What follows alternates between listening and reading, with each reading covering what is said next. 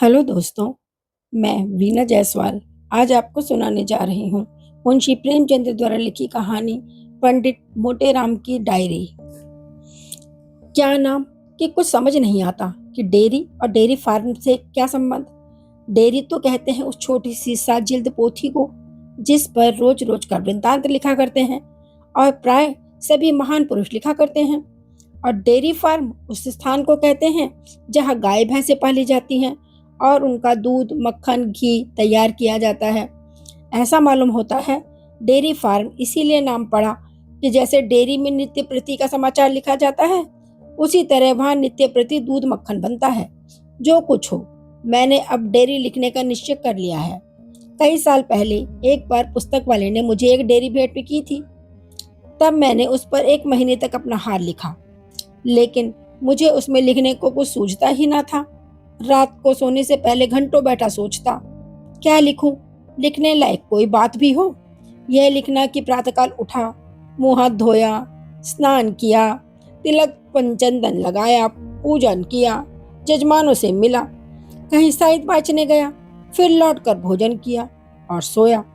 तीसरे पहर फिर उठा, भंग छानी, फिर स्नान किया, फिर तिलक लगाया और कथा वाचने चला गया, लौटकर फिर भोजन किया और सो गया। यह सब लिखना मुझे अच्छा ना लगता था, इसीलिए उस डेयरी पर मैंने धोबी के कपड़ों और आमदनी खर्च लिखकर उसे पूरा किया। जब से यह डेयरी समाप्त हुई तब से खर्च आमदनी का हिसाब लिखना छोड़ दिया और धोबी के कपड़ों का हिसाब पंडिताइन के जिम्मे डाल दिया। लेकिन अब फिर से डेयरी लिखना आरंभ कर रहा हूँ। इसका क्या कारण है? मैंने सुना है इससे आयु बढ़ती है और चारों पदार्थ हाथ आ जाते हैं। इसीलिए अब मैं फिर भगवान का नाम लेकर और गणेश जी के सामने सिर झुकाकर डेयरी लिखना आरंभ करता हूँ। ओम शांति शांति। क्या नाम कि आजकल साम्यवाद और समष्टिवाद की बड़ी चर्चा सुन रहा हूँ। साम्यवाद का अर्थ यह है कि सभी मनुष्य बराबर हों।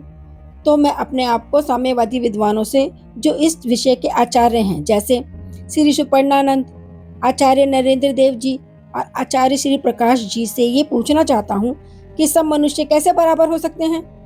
आचार्य नरेंद्र जी मुझे क्षमा करें या ना करें, मगर उनके जैसे 3 आचार्य मेरे पेट में समा सकते हैं।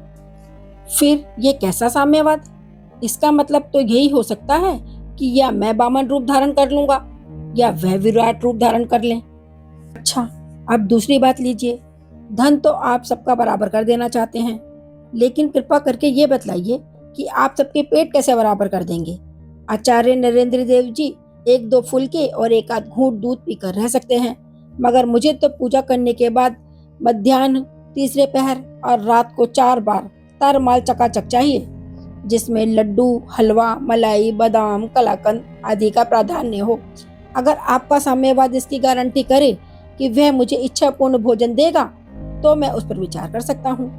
और अगर आप चाहते हो कि मैं भी 2 फुलके और 2 तोले दूध और 2 तोले भाजी खाकर रहूं, तो ऐसे साम्यवाद को मेरा दूर से ही प्रणाम है। मैं धन नहीं मांगता, लेकिन भोजन आत फाड़ चाहता हूँ। अगर इस तरह की गारंटी दी गई तो वचन देता हूँ कि मैं और मेरे अनेक मित्र साम्यवादी बनने को तैयार हो जाएंगे। लेकिन एक भोजन ही से तो काम नहीं चलता। कपड़ा ही ले लीजिए। आपको एक कुर्ता और एक टोपी चाहिए। कुर्ते में 1 गज से अधिक खद्दर ना लगेगा। मैं लंबी अंगरखी पहनता हूँ जिसमें 7 गज से कम कपड़ा नहीं लगता। मैंने दर्जी के सामने बैठकर खुद कटवाया है और इसका विश्वास दिलाता हूँ कि इसके कम में मेरी अंगरखी नहीं बन सकती। फिर 12 गज का साफा, 5 गज की चादर ऊपर से। साम्यवादी इसकी गारंटी ले सकता है। धन लेकर मुझे क्या करना है, लेकिन भोजन और वस्त्र तो चाहिए ही। आप कहेंगे काम सबके बराबर करना पड़ेगा। मैं इसे स्वीकार करता हूँ। अगर कोई सज्जन घड़ी भर पूजा करे तो मैं 2 घड़ी तक कर दूंगा। वह घड़ी भर स्नान करे तो मैं 2 घड़ी पानी में रह सकता हूँ। वह 1 घड़ी शास्त्रार्थ करे तो मैं भोजन पूजन आदि को छोड़कर दिन भर शास्त्रार्थ कर सकता हूँ। इसमें से मैं पीछे नहीं हटने वाला। एक बात और, स्थान की मुझे परवाह नहीं। झोपड़ी भी हो तो मैं निभा कर सकता हूँ, लेकिन रेल यात्रा करते समय अगर मुझे सबके बराबर जगह मिली तो उस पटरी पर बैठने वालों को छोड़कर भागना पड़ेगा, क्योंकि मैं एक पूरी पटरी से कम में समा ही नहीं सकता। दूसरी बात यह है कि मैं सन्नाटा मारकर नहीं सो सकता। निंद्रा में एक विचित्र प्रकार का खर्राटा लेता हूँ। कभी कोई सज्जन मेरे समीप सोते हैं तो उन्हें रात को उठकर भागना पड़ता है। इसीलिए अपने हित के लिए नहीं, दूसरों के हित के लिए मैं ये चाहूंगा कि मुझे एक पूरी कोठरी सोने को मिले। अगर साम्यवाद इसमें मीन में एक निकाले तो मैं उनकी ओर आंख उठाकर भी ना देखूंगा। इतना लिख चुका था कि पंडिताइन आकर खड़ी हो गई और पूछने लगी, क्या सवेरे सवेरे ये क्या लिखने बैठ गए? सेठ जी के लड़के की कुंडली क्यों नहीं बना डालते? व्यर्थ शास्त्रार्थ करके अपना मूड क्यों दुखाते हो? मैं स्त्रियों का अपमान नहीं करता, उन्हें घर की देवी समझता हूँ।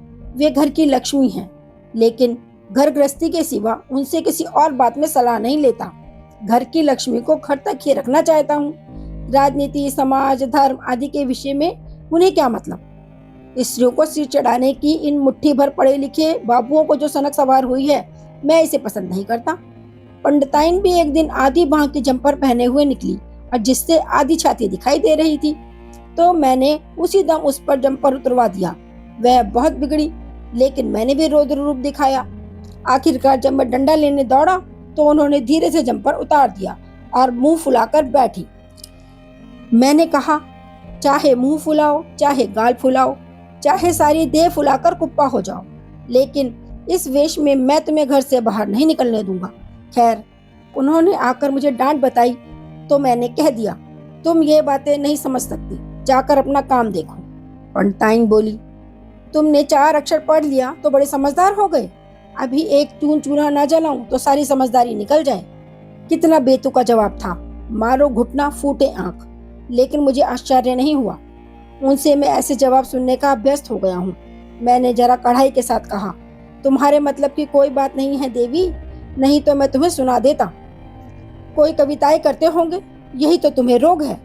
कविता करने का रोग मुझे कब था? बेबात की बात करती हो। मैं कविताई से इतनी दूर हूँ जितना पूरब पश्चिम से। यह वेशभूषा, ये डील डॉल कवियों का है। तुम क्या जानो कवि किसे कहते हैं? कवि वे है जिसकी सूरत से कविता बरसती हो। बस मैं कविताई नहीं कर रहा हूँ, एक सामाजिक प्रश्न पर कुछ शंकाएं उपस्थित करने का सौभाग्य सिंदूर प्राप्त कर रहा हूँ। पंडित के पांडित्यपूर्ण कथन से वह कुछ रोब में आ गई, लेकिन मैं थोड़ा सा बुद्धू भी हूँ। उसी वक्त मुझे हंसी आ गई। बस पंडिताइन लौट पड़ी और मेरे हाथ से लेख छीनकर बोली, मैं समझ गई, किसी को प्रेम पत्र लिख रहे हो। तब नहीं तो अब बनी। मैं गंगा जल लेकर शपथ खा सकता हूँ कि मैंने आज तक ना जाना प्रेम किस चिड़िया का नाम है। मेरी प्रेमिका तरमाल है, दूसरा प्रेम मेरी समझ में ही नहीं आता। लेकिन पंडिताइन को ना जाने क्यों मुझ पर संदेह होता रहता है। प्रेमियों की दशा देखकर तो मुझे उन पर हंसी आती है। जब देखो रो रहे हैं, ठंडी सांसें खींच रहे हैं, ना कुछ खाते हैं ना पीते हैं, खासे लदकर से बने हुए हैं, फूंक दो तो उड़ जाएं। इस तरह का प्रेम करके तो मैं तीसरे दिन संसार से विदा हो जाऊं। लेकिन इस संदेह का निवारण करना अब लाजिम हो गया। मैंने थोड़े से शब्दों में पंडिताइन को साम्यवाद का तत्व समझाने की चेष्टा की। जब मैं अपना कथन समाप्त कर चुका तो वह आंखें मटकाकर बोली, ऐ नौच, तुम्हारा साम्यवाद, कुछ घास तो नहीं खा गए हो? जिसके बाल वंश ना हो वे साम्यवाद की बात सोचे। मुझे तो भगवान ने 5-5 पुत्र दिए हैं और 6वां आने वाला है। मैं साम्यवाद के फेरे में क्यों पड़ूं? मेरे बराबर हो पड़ोसन, गोदा रोटी खाए। अच्छा साम्यवाद है, मेरे लाल जीते जी रहेंगे तो मांग खाएंगे। वह और भी ना जाने क्या क्या अनाप शनाप बकती रही, लेकिन उनकी बातों से मेरे मन में एक शंका उत्पन्न हो गई। साम्यवाद में कहीं संतान निग्रह का बंधन तो नहीं है?